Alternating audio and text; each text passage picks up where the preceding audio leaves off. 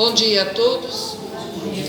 Que a paz do nosso Mestre Jesus se faça em nosso coração e que ela permaneça em nós.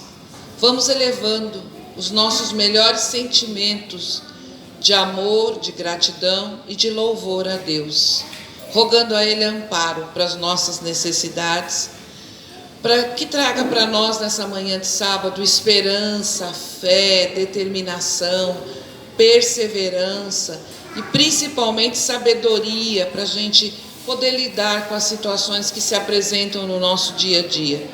Portanto, vamos serenando a nossa mente, o nosso coração, para estar aqui em mente e coração, para que a gente possa perceber nas palavras do Evangelho a oportunidade da nossa transformação interior.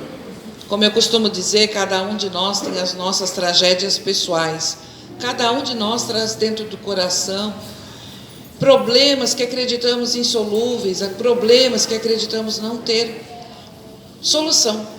Então a gente tem que pensar agora, abrir nosso coração, para que a espiritualidade possa nos auxiliar, para que a gente possa ouvir com o coração e utilizar os ensinamentos de Jesus na nossa vida. Não só achar bonito, mas utilizar no nosso dia a dia. Hoje eu gostaria de começar a palestra contando uma história para os senhores. Eu já contei em outra casa, mas eu quero participar, principalmente nesse mês de agosto, com todos que eu tiver a possibilidade. Há 6 meses atrás, essa história é uma história verídica que acontece, e os senhores vão perceber ao longo da história que ela acontece com todos nós. Há 6 meses atrás, apareceu nas redes sociais, eu ouvi falar, e hoje a maioria das pessoas tem acesso, à internet, está sempre mexendo no WhatsApp ou no Facebook, às vezes a televisão noticiou, que uma pessoa estava precisando de doação de sangue, estava internada e estava precisando de que alguém fosse lá doar sangue. Mas eu não prestei muita atenção porque eu estava ocupada e eu não vi nem onde era. Sei que passou, mas eu não prestei atenção. Passou. Aos 4 meses atrás, eu vi novamente uma mensagem. Mas aí era uma pessoa conhecida, era uma pessoa que eu acho que eu conheço, que estava precisando de sangue. Mas eu também não me lembro, eu não sei o que aconteceu, eu deixei para lá. Não prestei muita atenção, não. Há 2 meses atrás, você vê, novamente eu vi a notícia. E era um amigo de um colega meu, que estava precisando de doação de sangue. Eu até ia compartilhar, mas eu não sei o que é que aconteceu comigo, e eu não compartilhei. Porque às vezes pede, para a gente compartilhar nas redes sociais, pedindo para o outro, mas eu nem dei atenção.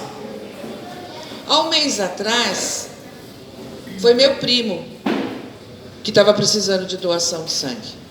Mas eu estava tão chateada com ele, porque ele andou aprontando umas coisas comigo, e eu falei, não, vou doar sangue para ele não, que se vire. Família que ajude outra pessoa, Quando foi 1 mês atrás, era um amigo meu. Mas aí eu falei assim, poxa vida, família é para isso, ele tem família. Está pedindo para os outros, e por que família que doe? Não dei muita importância. A semana passada, minha mãe foi internada. Ficou no hospital. Meu filho está internado, foi internado ontem. Vocês acreditam que eu passei no Facebook, passei no WhatsApp, pedi doação de sangue? Ninguém foi doar. Meus amigos nem compartilharam. Nem na família. Sabe que ninguém da minha família foi doar sangue? Minha filha está morrendo. E ninguém foi doar sangue. Minha mãe. Se eu perder minha mãe, o que vai acontecer comigo? Ninguém quis doar sangue, gente. As pessoas são gozadas, A pessoa não presta atenção nas coisas. Eu estava lá implorando e ninguém nem prestou atenção. Dá para perceber que quando é com o outro, a gente nem presta atenção? Dá para perceber que quando o outro precisa do nosso auxílio, a gente nem toma conhecimento, principalmente se eu não conheço. Eu não me coloco no lugar do outro. E quando a vida me traz para a situação, aí eu reclamo do outro, que o outro não faz nada. Se eu quero a mudança do outro, tem que começar por mim. Eu tenho que fazer alguma coisa da minha vida. A doação de sangue é algo muito importante, salva vidas. E pode salvar a vida de alguém que eu amo, que eu já aprendi a amar. Porque o desconhecido eu não aprendi a amar ainda. Mas salva vidas. Eu tenho que ter em mente, e é cultural, eu tenho que ter em mente que a doação de sangue é necessária para as pessoas. Os bancos de sangue estão vazios, porque não tem doação de sangue. Ninguém quer doar. Mas fiquem despreocupados, que a área da saúde, quando faz a checagem, você passa por uma entrevista, que ele vai ver se você está bem de saúde, se você tem algum problema que não possa doar o sangue. Ele faz testes para verificar se você tem diabetes, se você está com anemia. Ele não vai tirando 5 litros de sangue de cada um. É 450 ml. E você repõe esse sangue rapidamente, coisas de 1 semana, 2, já está normal no seu organismo. Nós temos que ter a cultura de procurar, aqueles que podem, têm idade, de procurar os bancos de sangue para doar. Porque a gente não sabe o dia de amanhã. E tudo que a gente planta, a gente colhe. Se eu vou plantar o bem, eu vou trazer o bem para mim. Amanhã, quando for a minha hora, eu vou também receber. Eu também vou colher dos frutos que eu plantei. Mas se eu não começar a plantar, eu não vou colher nada. Quantas pessoas estão aguardando por transfusão de sangue? Quantas pessoas estão aguardando por uma medula óssea, que também é um sangue? É só ir lá, se cadastrar e salvar uma vida, quando for necessário. E se for necessário, eu sou doadora de medula há muitos anos e nunca me chamaram. Já está vencendo o prazo, porque eu estou chegando a uma idade limite que não vai mais me dar essa oportunidade de doar. Mas se me chamarem amanhã, eu já estou preparada, porque eu já decidi dentro de mim que o que tiver ao meu alcance, eu vou fazer. E eu vou de todo o meu coração e de todo o meu entendimento. Se amanhã eu desencarnar, já avisei a minha família. Doe meus órgãos, doe a pele, doe o que eu tenho, porque eu vou partir para o plano espiritual liberta. Não vai faltando pedaço em mim. Eu vou aportar lá do outro lado inteirinha, porque o meu corpo físico vai ficar aqui. Ele vai se desfazer. Ele vai ser também, vai servir de alimento para outros seres. Ele não vai me fazer falta. Eu vou chegar lá do outro lado do mesmo jeito. Não fique com medo de doar. Não fique com medo de ser doador. Aproveite a oportunidade enquanto tem saúde, porque é essa saúde. Aí Jesus diz assim: vai e dá do que detens. O que vocês detêm? A não ser o amor, a compaixão, a misericórdia, o sangue. Quer doação melhor? Doar sangue é um ato de amor, é a caridade em ação. Vamos pensar nisso, vamos divulgar que as pessoas precisam de doação de sangue, que elas precisam se envolver com os outros, porque amanhã você pode estar na fila esperando a doação de sangue e vai também depender da bondade e caridade de uma outra pessoa. Então essa história é para que a gente passe para frente, para que a gente pese dentro do coração da gente, dentro das nossas necessidades e reflita o que eu posso fazer pelo outro. E a nossa tarefa dessa manhã, grata tarefa, é falar sobre o Evangelho segundo o Espiritismo, capítulo 10, bem-aventurado os misericordiosos.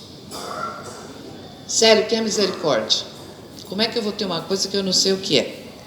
Misericórdia é quando eu coloco o meu coração diante da miséria do outro, diante da necessidade do outro.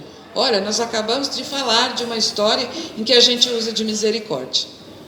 Misericórdia é quando eu compreendo com compaixão e com amor que o outro necessita de ajuda, sem julgamento, sem condenação. E a misericórdia, Jesus, quando proferiu, bem-aventurados misericordiosos, ele tinha começado sua vida pública, ele estava no seu messianato, que era fazendo o trabalho. Quantas pessoas ele curou realmente? Cegos, leprosos, obsediados, todas as pessoas pobres, necessitadas de auxílio, seguiam Jesus. Iam atrás daquela figura doce, amorosa e esclarecedora. E o Sermão do Monte, ele aconteceu justamente numa reunião dessa, em que todas as pessoas que estavam no lado dele seguiam junto com ele. Ele se sentou em um lugar mais alto, se diz que é o Sermão do Monte, mas ele se sentou em algum lugar, uma pedra, e as pessoas rodearam Jesus e ele começou a dizer. Naquele momento foi a primeira reunião pública que ele teve, o primeiro discurso que ele fez para as pessoas daquela época, para aquelas pessoas que tinham limitação de entendimento. E aí ele foi dizendo que ele não tinha vindo para tirar o poder de ninguém, que ele não ia governar o planeta, ou governar aquele povo, que eles só sabiam que existia aquela região. Então ele dizia assim: eu não vim tomar o poder governamental material. Mais do que isso, eu vim esclarecer os senhores, para olhar para as leis divinas que existem dentro do coração de cada um de nós. Ele nos fez ver como nos faz ver agora. Porque se somos heranças daquele povo. Entre nós existem saduceus, fariseus, gentios. Existe todo aquele povo, hoje com nova roupinha, com nova aparência, com nomes diferentes, porém somos os mesmos seres humanos. E ele vem dizer naquele momento que o reino de Deus era para os sofredores, que o mundo não seria maravilhoso se não houvesse a nossa transformação interior. Bem-aventurado os que sofrem, bem-aventurado os que choram, bem-aventurados aflitos. Então ele está dizendo que não faltaria motivos para que a gente exercesse as virtudes. Existiam leis, sim, existiam leis naquela época. Todas elas eram colocadas no mesmo pacote: as leis divinas e as leis humanas. Então ele estava dizendo para que a gente não usasse do verniz social, de dizer assim: eu sou boa, eu pago dízimo, eu ajudo, eu sou caridosa, eu sou uma boa pessoa porque eu sou honesta, como se isso fosse alguma coisa, isso é obrigação nossa. Então, ele dizia para olhar dentro do coração e verificar as leis divinas que estavam gravadas na nossa consciência, que a gente desse mais importância a elas, que a gente respeitasse o nosso semelhante, que a gente olhasse o nosso semelhante com os olhos do amor, da compaixão. Nós temos a oportunidade da reencarnação. E a doutrina dos espíritos e as casas espíritas exercem muito bem essa função. Exemplifica a oportunidade de pescar o peixe. Essa é a misericórdia da casa espírita. Ela recebe as pessoas que chegam muitas vezes com problemas de saúde, com problemas financeiros, com problemas emocionais, com perdas, sejam elas materiais, espirituais, cada um tem sua perda. E dentro da doutrina esclarece, ampara, auxilia, ensina, coloca as escolas à disposição para esclarecer sobre as diretrizes de Jesus, para que a gente compreenda a nossa obrigação, qual é o nosso papel aqui na Terra. Por que temos que estudar? Para aprender, para melhorar a nossa condição, para deixar de sofrer. Se eu chego com fome, dificilmente eu vou conseguir ouvir o Evangelho. Se você chegar na casa de alguém que não tem um pão para comer, que os filhos estão chorando de fome, e você for falar em Jesus, fatalmente você vai ter uma porta fechada para você. Porque quem está com fome não ouve. Se você chegar e alimentar essas pessoas, dar principalmente aos filhos condições mínimas, você vai trazer essa pessoa para luz, para o entendimento. É essa a proposta do Espiritismo. Por isso que famílias são auxiliadas financeiramente por algum tempo, porque o interesse da doutrina é que essas pessoas se libertem, que elas não fiquem na condição de dependentes a vida toda. Elas vão caminhar pelas próprias pernas, elas vão descobrir que elas são capazes, de lutar, de perseverar, de conquistar, que elas são melhores daquilo que elas acreditam que elas são, mas não em nome de uma pessoa física, mas sim em nome de Deus, em nome de Jesus, em nome da caridade, em nome da misericórdia, em nome de todos os sentimentos que Jesus ensinou quando esteve entre nós e nos deixou como legado. Amor, empatia, nos colocar no lugar do outro, auxílio, mas não o auxílio que cobra, não o auxílio que julga, não o dedo que aponta, porque aquele que aponta é um, mas 3 volta para si próprio. Quando eu te aponto, 3 outros dedos estão apontados para mim. A primeira pessoa que precisa de transformação somos nós. Há uma passagem nesse capítulo, é o capítulo 10 do Evangelho segundo o Espiritismo. E eu gosto sempre de incentivar, de deixar curiosidade, para que a pessoa chegue em casa e pegue o capítulo e diga: será que está escrito esse mesmo? Vou lá ver. É essa a proposta da doutrina dos Espíritos. Trazer o conhecimento, porque em poucos minutos você não vai dizer o capítulo todo. E principalmente quando a pessoa é jovem, ela esquece. Então vocês têm que ir atrás e ler, procurar a compreensão e procurar o ensino. A doutrina, ela é clara quando ela nos auxilia, sem fazer que ficamos dependentes dela. Cada um segue seu caminho, cada um tem a sua oportunidade, e principalmente, uma das primeiras coisas que a gente aprende na doutrina dos Espíritos é não julgar, é trabalhar em nós a indulgência. O que é indulgência, Célia? É a disposição de perdoar. E o capítulo vem falando do perdão. Perdão não é esquecimento, esquecimento é a amnésia. Perdão é quando eu percebo que aquela situação tem muito mais da minha vaidade do que do acontecimento. Às vezes a pessoa nem fez nada para a gente se magoa com ela.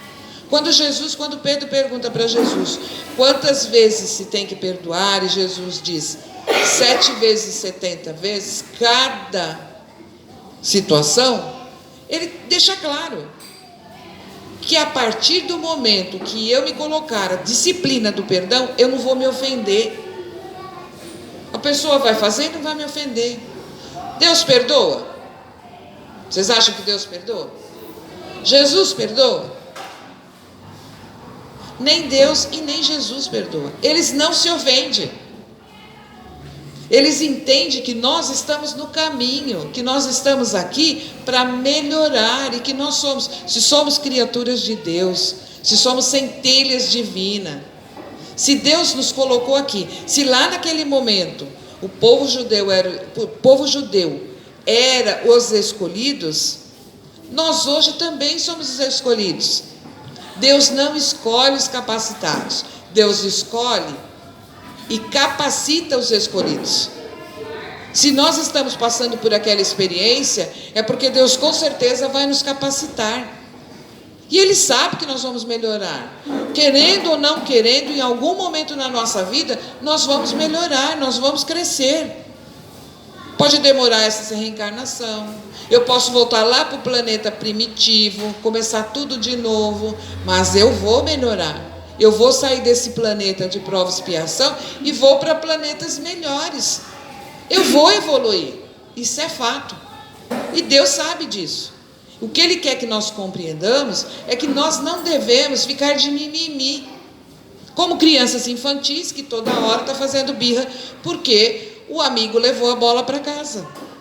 Cada um tem seu momento de compreensão. E o que eu tenho que compreender, se já tenho esclarecimento, é que o meu irmão agiu muitas vezes pelo calor da emoção, porque está triste demais, porque está vencido pelo vício. Existe uma série de possibilidades, pela ignorância. Eu já não sou mais ignorante. Se eu não sou ignorante, se eu melhorei, se eu aprendi, eu não tenho que estar simplesmente me ofendendo a cada vez que alguém olha torto para mim. Às vezes a pessoa passa e não te falou bom dia, você já sai aborrecido. Fulano me viu, nem falou bom dia. Fulano não te viu. Fulano está tão preocupado com o problema que ele tem dentro de si, que ele passou e não te viu. E tua obrigação era lá e perguntar para ele: aconteceu alguma coisa? Posso lhe ser útil? Posso lhe ajudar? Não, eu saí achando que o outro simplesmente não gosta de mim, simplesmente está de cara feia comigo. Eu preciso olhar para dentro de mim e entender, falar: não, deixa para lá. Ele nem sabe o que ele falou, ele é ignorante, ele está doente. Nós temos que entender que o outro está doente e que nós não, nós já entendemos, nós já estamos no caminho, melhoramos a nossa condição física. Deixar de julgar o outro. Você quer tirar o cisco do olho do outro, enquanto no teu tem um desse tamanho e você mal está enxergando um palmo diante do seu nariz? Olhe para si mesmo, cobre de si mesmo. Seja grato, mas não cobre a gratidão do outro. Olhe o outro como se ele está na mesma escola que você. Ele está em outra série, mas não com a soberba de que sou melhor do que o outro. Nós estamos em diferentes padrões. Estamos com experiências diferentes, necessidades diferentes. Somos todos devedores. Um não é melhor do que o outro. Isso é humildade. Quando eu compreendo que eu não sou mais nem menos do que ninguém, que o que eu posso ajudar o meu semelhante, eu vou fazer de todo o meu coração. E se eu não posso, que eu me cale. E não que eu julgue, não que eu repreenda, não que eu chame a atenção. Às vezes nós chamamos a atenção das outras pessoas e nem sabemos o motivo por que estamos chamando, ou o motivo que aquela pessoa está fazendo determinada atitude. Que eu tenha mais amor no coração, misericórdia, indulgência, gratidão. Que eu olhe o outro com mais amor, que eu saia do meu egoísmo, de olhar apenas para mim, para o meu sofrimento.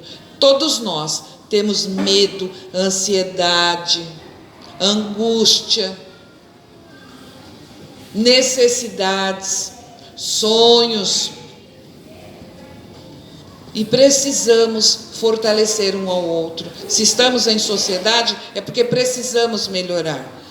Cada família é uma célula. E essa família precisa melhorar, se curar, para ajudar a outra família. Isso vai fazer com que nós mudemos esse panorama da sociedade. A sociedade é um grupo de famílias. E nós fazemos parte desse grupo. Se eu melhorar a minha família, se a minha família estiver sã, eu vou dar o exemplo e vou ajudar as outras famílias a se tornarem sãs também. Eu gostaria que os senhores refletissem sobre a grande oportunidade dessa mensagem da manhã de sábado. Agradeço aos senhores por terem me ouvido. Desejo que cada um dos senhores alcance o que vieram buscar nessa casa de caridade, dentro da necessidade pessoal de cada um, dentro do merecimento pessoal de cada um e dentro da misericórdia de Deus. No dia como hoje, que amanhã é dia dos pais, eu gostaria, em primeiro lugar, de vibrar ao meu pai, que já não está no plano material aqui conosco, e que ele possa receber, como todos os pais, aqueles que se comprometem com o crescimento, com a educação de seus filhos, aqueles que nos deu a oportunidade da reencarnação, que eles possam receber as melhores vibrações de amor, de esperança, de respeito. Que nesse Dia dos Pais nós possamos compartilhar com as nossas famílias, com aquelas mães que se tornaram pais, que cuidam dos seus filhos sozinhos, o nosso respeito e nossa admiração, são as pães. Então, feliz Dia das Mães, feliz Dia dos Pais para todos que comemorem em família, e aqueles que não têm mais os seus pais aqui fisicamente, que possam elevar os melhores sentimentos de gratidão, de amor, e eles com certeza vão compartilhar com a gente desse domingo do Dia dos Pais. Mais uma vez agradeço a todos, gostaria que os senhores elevassem os melhores sentimentos a Deus, em gratidão e louvor pela oportunidade da vida, por tudo que nós somos e por tudo que nós temos. A minha gratidão a todos, muito obrigada.